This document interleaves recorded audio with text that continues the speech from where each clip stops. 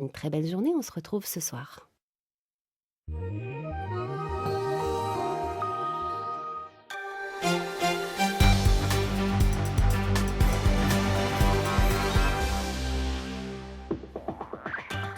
Bonjour à tous, bienvenue dans le Journal des Alpes. Au lendemain d'une journée très médiatisée, Bruno Odos, le pilote isérois, a accepté de nous recevoir chez lui à Autran ce matin. Une entrevue de courte durée dans laquelle il revient sur l'affaire Air Cocaïne, bien sûr, et cette fuite qu'il ne regrette aucunement. Albertville rêve de faire revenir Yannick Noah dans les Alpes. En Savoie, la mobilisation s'active autour de la candidature de la ville olympique pour recevoir le premier tour de la Coupe Davis en mars 2016. Nous verrons quels sont les atouts de la cité savoyarde face aux deux autres villes candidates. Et puis le ciel fronce les sourcils aujourd'hui avec un temps orageux et des averses qui vont se confirmer cet après-midi, laissant place à quelques sourires timides du soleil qui adoucira les températures prévues jusqu'à 15 à 16 degrés en pleine. Le Vercors, encore tout remué ce matin. L'affaire Air Cocaïne est dans toutes les conversations sur le plateau. Et au lendemain de sa première intervention télévisée, Tiffaine Honoré et Anne Ployard ont rencontré Bruno Odos chez lui à Autran, le pilote fraîchement évadé de République dominicaine. Bonjour Tiffaine, dans quel état d'esprit l'avez-vous trouvé et vous a-t-il fait des confidences ou des révélations ? Eh bien Daniel, nous avons trouvé Bruno Odos exténué mais visiblement soulagé. On le sentait presque serein d'être de retour chez lui où il souhaite rester au calme. Même si beaucoup d'épreuves l'attendent encore, le pilote originaire d'Autran semble ne rien regretter. Quitter la République dominicaine n'était plus une option, ce n'était plus soutenable, nous a-t-il dit. Je vous propose d'écouter son interview réalisée il y a quelques minutes dans son chalet d'Autran. Donc on a bien senti, mais on le savait déjà depuis longtemps, que contre nous, on avait vraiment quelqu'un qui avait vraiment envie d'obtenir le maximum.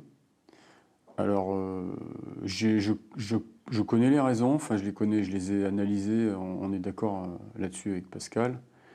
Elles n'ont rien à voir avec l'affaire, elles sont simplement liées à des intérêts.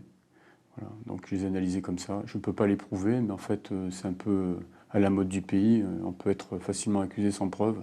Donc je n'hésiterai pas à faire pareil. Moi, si on me demandait ce que j'en pense, je peux très facilement accuser la République dominicaine et son représentant du ministère public d'avoir fait le jeu de certains intérêts. On est resté 17 mois en liberté conditionnelle à attendre ce procès dont on pensait auquel on pensait pouvoir échapper, parce qu'il n'y avait aucune charge qui pesait contre nous, vraiment aucune. Dans le procès, on s'est aperçu qu'il n'y avait aucun témoin qui nous connaissait, mais on le savait, enfin, nous, on n'avait pas de crainte. Et puis en fait, en tordant des arguments pour les transformer en espèce de preuves vides, on condamne des gens. Donc c'était du dégoût, c'est du dégoût. Voilà pour cette interview sur laquelle nous reviendrons ce soir plus longuement. Et pour aller plus loin dans cette affaire qui ne fait que commencer, je vous invite à cliquer sur notre site alpes.france3.fr, à lire notamment cet article sur l'annonce du porte-parole du gouvernement, Stéphane Le Foll, qui affirme que la France n'extradera pas les deux pilotes français. Une initiative bien dans l'air du temps. Gloria est sortie de 5 années de chômage grâce à un nouveau concept de micro-franchise solidaire lancé par l'Association pour le droit à l'initiative économique et Cyclopolitain, fabricant de triporteurs. Avec Mon coursier de quartier, elle a trouvé un job sur mesure et totalement écologique. Ce n'est pas par hasard si elle a choisi Grenoble pour jouer les transporteurs en cyclotaxi. On l'écoute. Je me suis dit que c'était vraiment la ville idéale pour ce concept-là, pour ce véhicule, pour cette pratique-là, que j'étais la personne, en tout cas dans lequel je me retrouvais dans ce projet, parce que ça permet de recréer des liens, ça permet d'avoir une autre façon de se déplacer en ville, ça permet de faire des choses plus créatives au niveau de la communication, de venir peut-être en soutien aux commerçants locaux qui sont parfois tout seuls dans leur boutique et qui ne peuvent pas faire le choix de la livraison à leurs clients. Et en plus, c'est assez solidaire. Je me suis vraiment retrouvée dans ce projet et la ville de Grenoble est quand même particulièrement adaptée à ce concept. Albertville, candidate pour accueillir le premier tour de la Coupe Davis les 4 et 6 mars 2016. La cité savoyarde et les instances régionales du tennis y croient ferme. Mais 2 autres villes sont aussi dans la course. L'histoire serait belle. 33 ans après sa finale perdue à Grenoble, Yannick Noah reviendrait comme capitaine de ce France-Canada auquel Aurélie Massé et Frédéric Pasquette vont nous donner tous les détails. John McEnroe face à Yannick Noah. C'était en novembre 82 à Grenoble. Les États-Unis d'Arthur Ashe emportaient la Coupe Davis. Un tournoi qui pourrait bien repasser par les Alpes. Candidate face à Rouen et Trélozé près d'Angers, Albertville a fait valoir ses atouts. Une halle olympique rénovée pouvant accueillir jusqu'à 6500 personnes en configuration tennis. Nous faisons partie des plus grosses salles de France. Et derrière la halle olympique, il y a également le Centre national de ski de haut niveau qui est en construction actuellement, mais qui sera terminé en mars 2016, dans lequel il y a aussi des terrains d'entraînement, des salles de remise en forme. Donc tout ce qu'il faut à toute proximité pour que les sportifs soient bien accueillis. C'est la nation qui reçoit qui choisit la surface. Pour affronter les Canadiens, Yannick Noah aurait opté pour de la terre battue, plus lente, de la terre que les équipes de Roland-Garros viendraient installer. Alors bien sûr, rien n'est encore joué, rien n'est encore gagné, mais la Ligue Dauphiné-Savoie de tennis veut y croire. Il y a une très forte mobilisation des licenciés tennis qui n'ont pas eu la chance de voir un match de Coupe Davis depuis 82, la fameuse finale de Coupe Davis à Grenoble.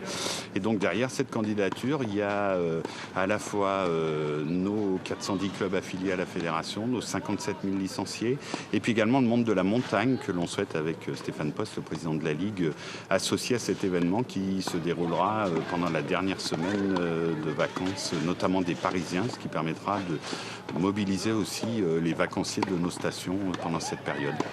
33 ans après la finale perdue de Grenoble, la Coupe Davis ramènera-t-elle Yannick Noah dans les Alpes? C'est à la Fédération française de tennis d'en décider. Son bureau votera le 13 novembre.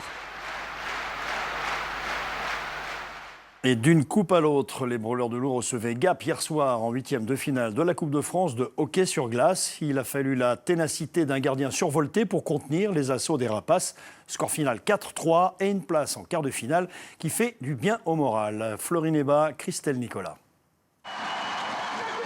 Les Brûleurs de Loup ont stoppé les Rapaces en plein vol.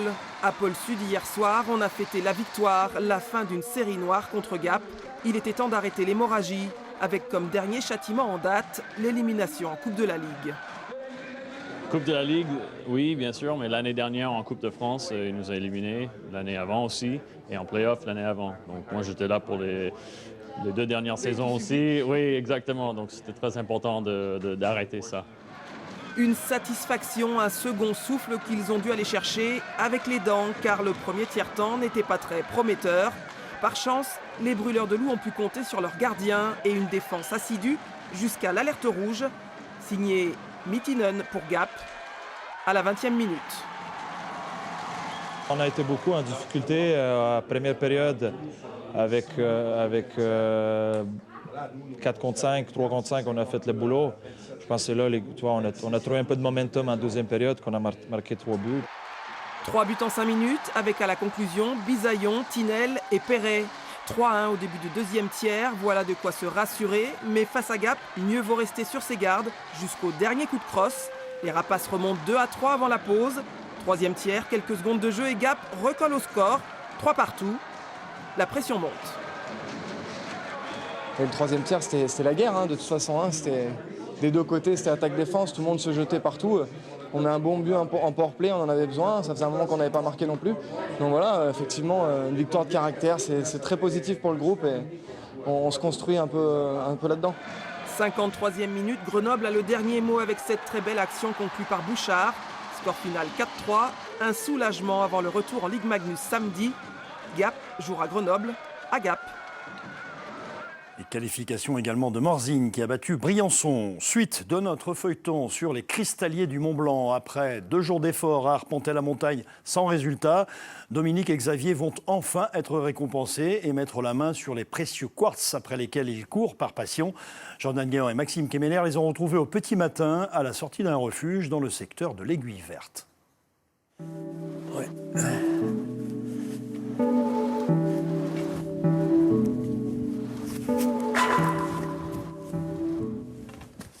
Oh, il y a quand même un peu le soleil, quand même. Allez. Bon, allez, hop. Petite balade, histoire de sortir un peu.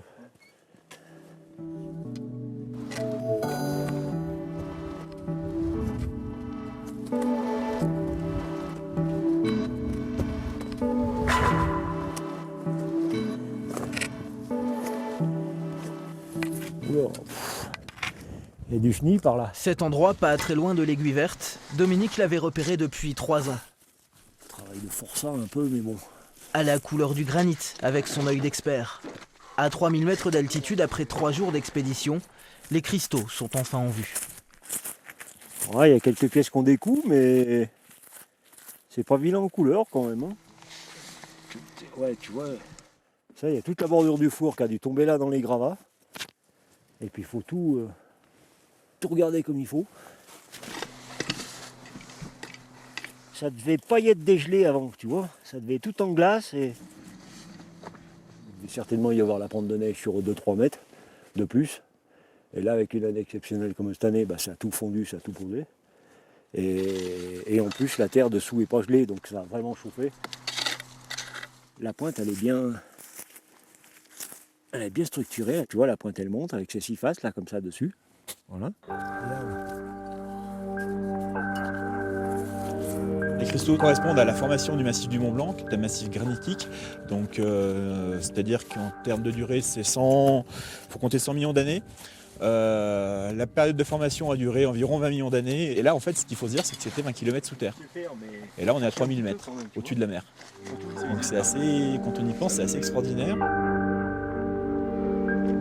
Le granit, lui, il comporte une radioactivité naturelle qui est retransmise, qui est reprise par la quartz. Alors selon les rayonnements, selon l'intensité, eh ben, tu peux trouver du plus foncé ou du plus clair, même dans le même trou. Pour moi, le mieux, c'est de trouver un peu une couleur qu'on appelle, nous, cognac, qui justement rappelle la belle couleur du cognac. Une couleur chaude, profonde. Ouais, c'est petit, mais c'est mignon, c'est pas cassé. Non, il y a du stock, mais enfin bon, il y a pas toutes les pièces sont pas belles. Après, il faut faire le tri, quoi. Hein. Là, on fait déjà après, on choisit, quoi, tu vois. On fait prendre les meilleurs pour être moins lourd, quoi. Ce jour-là, pas de grosses trouvailles, mais beaucoup de petits trésors. Le sac désormais chargé, les cristalliers peuvent rejoindre la vallée. La prochaine et dernier épisode de cette aventure des cristalliers au Mont Blanc, demain. Et comme tous les jours, durant ces vacances scolaires, nous vous invitons à découvrir les nouveautés du jour dans les autres régions de France. Ça commence avec des étudiants d'une école d'ingénieurs de Lille qui doivent passer un examen d'orthographe pour valider leur diplôme. A tout de suite. Concentrez-vous et essayez d'avancer dans le programme. Ces élèves ingénieurs ne révisent pas leurs cours, non, ils révisent le français. Dans cette école lilloise, c'est même devenu obligatoire et ils prennent cela très au sérieux. Enfin, je trouve ça parfois choquant les fautes d'orthographe, donc ça me plaît qu'on force les gens à bien écrire. Car c'est un fait aujourd'hui, les étudiants font beaucoup trop de fautes. Certains parfois font face à de grosses lacunes, impardonnables à ce niveau d'études. Ça part d'un constat qui a été fait par les enseignants de sciences qui se sont plaints assez régulièrement en conseil du fait que le niveau de maîtrise du français des étudiants était insuffisant. Insuffisant par rapport à ce qui est attendu pour des ingénieurs. Les exercices sont simples, des phrases pour lesquelles il faut identifier et isoler les éventuelles erreurs. Ici un problème d'accord, là un S en trop. Toutes les règles de français y passent, alors parfois on se surprend. C'est des petites erreurs qu'on apprend et au final on les apprend, on les refait, mais pourtant elles sont fausses, quoi. Les étudiants ont une année pour réviser avant de passer leur certificat. Il leur faut 500 points pour le valider et pas question de passer à côté. Pour tous les étudiants qui rentreront dans l'avenir ou qui rentrent par admission parallèle, donc deuxième ou troisième année, doivent passer maintenant ce test-là, comme d'autres critères qu'on a pour l'obtention du diplôme, comme le niveau d'anglais. Lancé l'an dernier, le projet Voltaire a déjà fait ses preuves. La plupart des étudiants ont pu atteindre le niveau requis. Seuls 3 sur 120 ont échoué. Ils devront de toute façon repasser le test. Un village sans boulangerie perd toujours un peu de son âme. Pour continuer ce service, la commune de Louail, dans la Sarthe, a installé un distributeur de baguettes, une machine qui plaît aux habitants. À Louail, on achète sa baguette au distributeur depuis que le dépôt de pain dans une boutique multiservice a fermé ses portes en juillet dernier. C'est le boulanger du village voisin de Pressigné qui a eu cette idée pratique pour assurer le pain quotidien. L'alternative après la fermeture du multiservice, ça avait été de prêter un local dans la mairie pour que le boulanger puisse venir, mais il ne pouvait pas être là toute la journée, bien entendu. Donc il fallait qu'on trouve une autre alternative, donc c'était ça ou plus le service. Alors, le pain tout juste sorti du four va prendre la direction du distributeur, mais avant, il faut faire l'état des stocks. Là, je sais qu'il en reste 22, donc je m'apprête à partir. J'appelle la machine. Et au bout de, quand il restera plus que 10 baguettes, en fait, c'est la machine qui m'appellera. Chaque jour, il faut faire les 7 km qui séparent la boulangerie du distributeur pour que la machine soit toujours alimentée. 3 fois par jour, à partir de 5h30 le matin jusqu'à... Je reviens vers 11h30 midi, et puis l'après-midi pour avoir du pain chaud pour 17h, 17h30. Installée depuis le mois d'août dernier, la machine vend plus de 80 baguettes par jour et même une centaine les samedis et dimanches. Les habitants de Louail et des environs ont vite adopté ce système original. Le dimanche après-midi, quand ils n'ont pas de pain, le distributeur à Louail, il y a toujours du pain.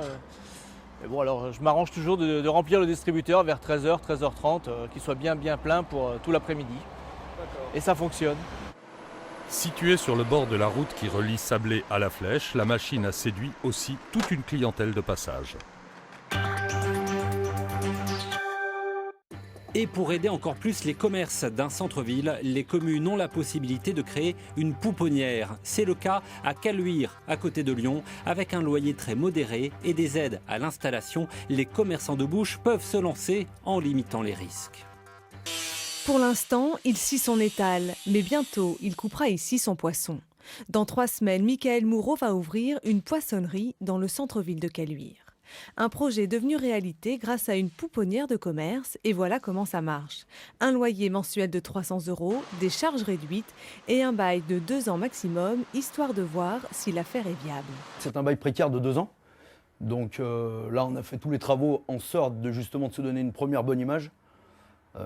Et puis en fait, essayer de se faire une bonne clientèle pendant ces 2 ans, de vraiment faire quelque chose de bien et puis de pouvoir garder cette clientèle. La municipalité a créé cette pouponnière il y a 2 ans avec un objectif, attirer dans son centre-ville des commerces de bouche trop rares à Caluire. La mairie, en fait, met à disposition un local qui lui appartient donc dans cette démarche-là et fait en sorte de proposer un loyer, entre guillemets, symbolique, qui permet tout simplement, donc, dans le calcul d'une rentabilité lorsqu'on démarre une activité, de ne pas être pénalisé par le prix d'un loyer. Alors voici les bureaux de transformation des fromages. Premier poupon à être devenu grand, la fromagerie. Elle vient de laisser sa place au poissonnier pour s'installer définitivement quelques mètres plus loin. L'opportunité continue. Après les 23 mois, j'aurais pu galérer à ne pas trouver de locaux. Finalement, il y en avait un disponible qui était rendu neuf en début d'année. Bon, voilà, maintenant on s'installe et on est en plein travaux et c'est bien parce que ça fait un moment qu'on attend que les travaux démarrent. Sabrina Bocquet a même une associée désormais. Le magasin ouvrira ses portes mi-novembre. Son vœu semble enfin exaucé. Voilà pour l'information régionale. Rendez-vous à 19h pour le prochain journal.